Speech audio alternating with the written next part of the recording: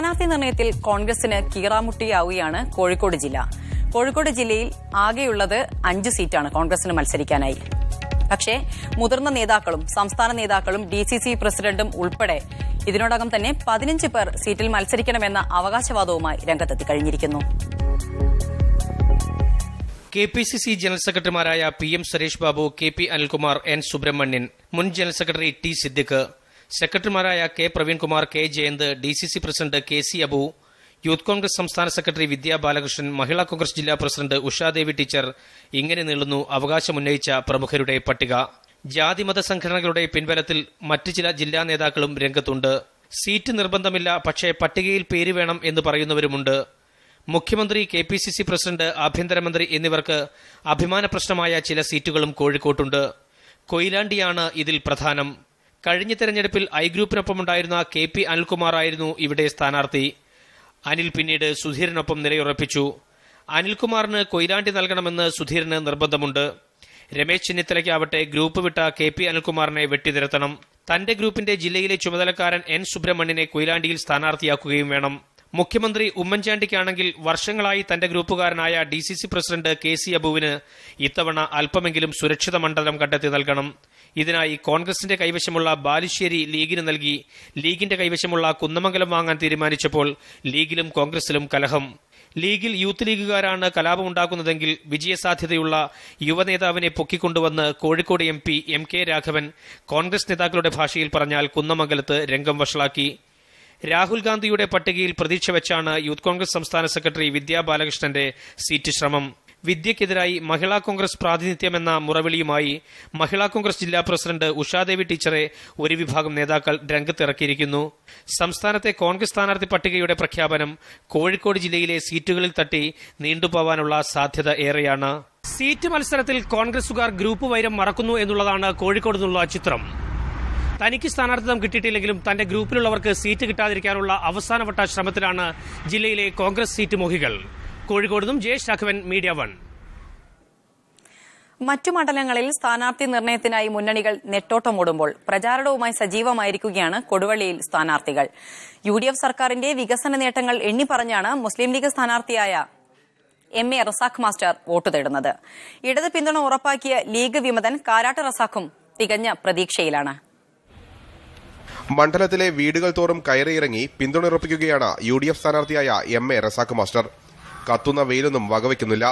കൊടുവള്ളിയിലും സമീപ പ്രദേശങ്ങളിലുമാണ് പ്രചാരണം. ദിവസങ്ങൾക്ക് മുമ്പ് വരെ ഒപ്പമുണ്ടായിരുന്ന കാരാട്ട് റസാഖ് ലീഗ് വിമതനായി രംഗത്തുള്ളത് ഭീഷണിയല്ലെന്നാണ് റസാഖ് മാസ്റ്ററുടെ പക്ഷം.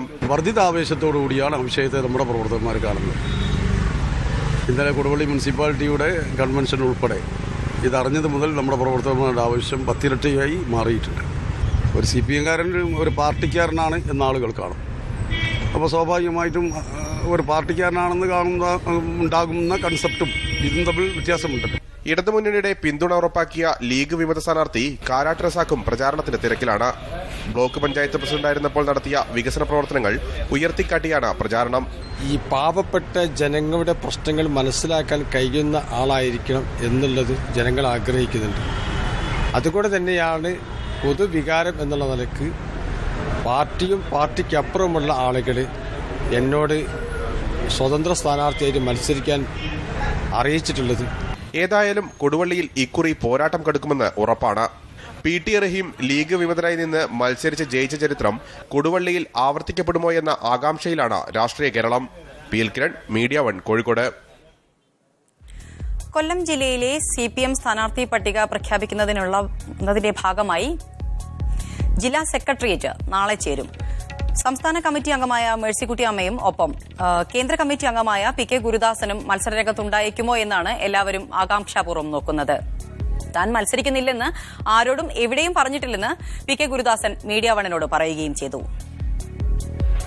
കൊല്ലം ജില്ലയിലെ സ്ഥാനാർത്ഥി നിർദ്ദേശക പട്ടിക തയ്യാറാക്കാനായി MV ഗോവിന്ദന്റെ നേതൃത്വത്തിലാണ് നാളെ ജില്ലാ സെക്രട്ടേറിയറ്റ് ചേരുന്നത്. കൊല്ലം, കുണ്ട്ര, കൊട്ടാരക്കര സീറ്റുകളാണ് നിലവിൽ CPM-നുള്ളത്. RSP മുന്നണി വിട്ടപ്പോൾ ഒഴിവുവന്ന ഇരവിപുരം, ചവറ മണ്ഡലങ്ങളിലേക്ക് കൂടി സ്ഥാനാർത്ഥികളെ നിർദ്ദേശിച്ചേക്കും. കേന്ദ്ര കമ്മിറ്റി അംഗവും കൊല്ലം MLA-യുമായ PK ഗുരുദാസനെ പ്രായാധിക്യം പരിഗണിച്ച് ഒഴിവാക്കണമെന്ന് ഒരു വിഭാഗം വാദിക്കും. പകരം ജില്ലാ സെക്രട്ടേറിയറ്റ് അംഗം K വരദരാജനെയും P രാജേന്ദ്രനെയുമാണ് നിർദ്ദേശിക്കുക. എന്നാൽ സാമുദായിക പരിഗണന പി കെ ഗുരുദാസന് അനുകൂല ഘടകമാകും. മത്സരരംഗത്ത് താനുണ്ടാകുമെന്ന് പി കെ ഗുരുദാസൻ പരോക്ഷ സൂചന നൽകി കഴിഞ്ഞു. സിറ്റിംഗ് എം എൽ എമാരും മാറി നിൽക്കുന്നെന്ന് ആരാ പറഞ്ഞിട്ടുള്ളത്? ഇപ്പം തെരഞ്ഞെടുപ്പിന്റെ നോമിനേഷൻ കൊടുക്കുന്ന സമയത്തല്ലേ അറിയാനൊക്കെ അത്, അല്ലെ പുതിയ സ്ഥാനാർത്ഥി ലിസ്റ്റ് പ്രസിദ്ധീകരിക്കുമ്പോഴല്ലേ അറിയാനൊക്കെ. അങ്ങനെ വിലയിരുത്തേണ്ട ഒരു കാര്യമില്ല. എം എ ബേബി മത്സരിക്കാത്ത സാഹചര്യത്തിൽ ജില്ലാ സെക്രട്ടറി കെ എൻ ബാലഗോപാൽ കുണ്ട്രയിൽ പരിഗണിക്കപ്പെട്ടേക്കും. P Rajendran, K Rajagopal, S L Sajeev, Chintha Jerome തുടങ്ങിയവരും കുണ്ട്ര പട്ടികയിൽ ഇടം നേടിയേക്കും. 2 തവണ പരാജയപ്പെട്ടെന്ന് ചൂണ്ടിക്കാണിച്ച് വി എസ് പക്ഷക്കാരിയായ ജെ മേഴ്സിക്കുട്ടിയമ്മയെ ഒഴിവാക്കാൻ നീക്കമുണ്ടായേക്കും. കൊട്ടാരക്കരയിൽ ഐഷ പോറ്റിക്കൊപ്പം മുൻ ജില്ലാ പഞ്ചായത്ത് പ്രസിഡന്റ് എസ് ജയമോഹനന്റെ പേരും പരിഗണിച്ചേക്കും. ജില്ലാ പഞ്ചായത്തിലെ മികച്ച പ്രവർത്തനം ജയമോഹന് തുണയാകും. ഇരവിപുരത്തിനായി CPI ശക്തമായി രംഗത്തുണ്ട്. ക്യാമറ പേഴ്സൺ അരുൺ മോഹനൊപ്പം ശ്യാമാർ ബാബു, മീഡിയ 1, കൊല്ലം. വനിതകൾക്ക് സീറ്റ് നൽകരുതെന്ന് മുസ്ലിം ലീഗിനോട് ആവശ്യപ്പെട്ടിട്ടില്ലെന്ന് സംസ്ഥാന general secretary professor K Alikutty Musliyar. General സീറ്റിൽ പുരുഷന്മാർ തന്നെ മത്സരിക്കുന്നതാണ് നല്ലതെന്നും അദ്ദേഹം പറഞ്ഞു. വിശ്വാസത്തെ ബാധിക്കാത്തിടത്തോളം കമ്മ്യൂണിസ്റ്റ് പാർട്ടികളുമായി സഹകരിക്കുന്നതിൽ തെറ്റില്ലെന്നും ആലിക്കുട്ടി മുസ്ലിയാർ മീഡിയ 1നോട് പറഞ്ഞു. മതപരമായ വിഷയങ്ങളിൽ പ്രയാസങ്ങൾ ഉണ്ടാക്കിയ സന്ദർഭം ഉണ്ടായിട്ടുണ്ട്. അങ്ങനത്തെ സന്ദർഭങ്ങളിൽ നേരത്തെ അവരുണ്ടായിരുന്ന ബന്ധങ്ങൾ വലഞ്ഞിട്ടുമുണ്ട്. ചിലപ്പോൾ അത് അവസാനിപ്പിക്കേണ്ടി വന്നിട്ടുമുണ്ട്. അതില്ലാത്ത നിലയിൽ പലപ്പോഴും നീക്കുപോക്കുകൾ ഉണ്ടാകുക എന്നുള്ളത് ഞാൻ നേരത്തെ സൂചിപ്പിച്ചതുപോലെ ഇന്ത്യയിൽ മാത്രമല്ല ലോകാടിസ്ഥാനത്തിൽ തന്നെ നടന്നു വരുന്ന ഒരു സംഭവമാണ്. കമ്മ്യൂണിസ്റ്റുകളുമായി ഇണങ്ങിയും പിണങ്ങിയുമുള്ള ബന്ധമാണ് ആഗോളതലത്തിൽ തന്നെ ഇസ്ലാമിനുള്ളതെന്നും പ്രൊഫസർ കെ ആലിക്കുട്ടി മുസ്ലിയാർ പറഞ്ഞു. മുസ്ലിം ലീഗ് വനിതകൾക്ക് സീറ്റ് നൽകാതിരുന്നത് സമസ്ത ഇടപെട്ടതുകൊണ്ടാണെന്ന ആക്ഷേപത്തെക്കുറിച്ച് ആലിക്കുട്ടി മുസ്ലിയാരുടെ പ്രതികരണം ഇതായിരുന്നു. സമസ്തയുടെ ഇടപെടൽ ആ വിഷയത്തിൽ ഉണ്ടായിട്ടില്ല. സ്ത്രീകൾ മത്സരിക്കുന്ന വിഷയം 33% വേണമെന്ന് ഇതിനു മുമ്പ് പാസ്സായ സന്ദർഭത്തിൽ അത് ഈ പ്രത്യേക സാഹചര്യത്തിൽ അത് ആവശ്യമായി വരുമെന്നും അവിടെ മത്സരിക്കൽ അവരുടെ ബാധ്യതയാണെന്നും ചിലപ്പോൾ അത് നിർബന്ധമായ സാഹചര്യത്തിൽ എത്തിച്ചേരുമെന്നും അന്ന് നമ്മൾ പ്രസ്താവന ഇറക്കിയിട്ടുള്ളതാണ്. അങ്ങനെയൊന്നും നിബന്ധന ഇല്ലാത്തടത്ത് സമർത്ഥന്മാരായ ആളുകൾ തന്നെ ഉണ്ടെങ്കിൽ, പുരുഷന്മാർ തന്നെ ഉണ്ടെങ്കിൽ അവർ മത്സരിക്കണം.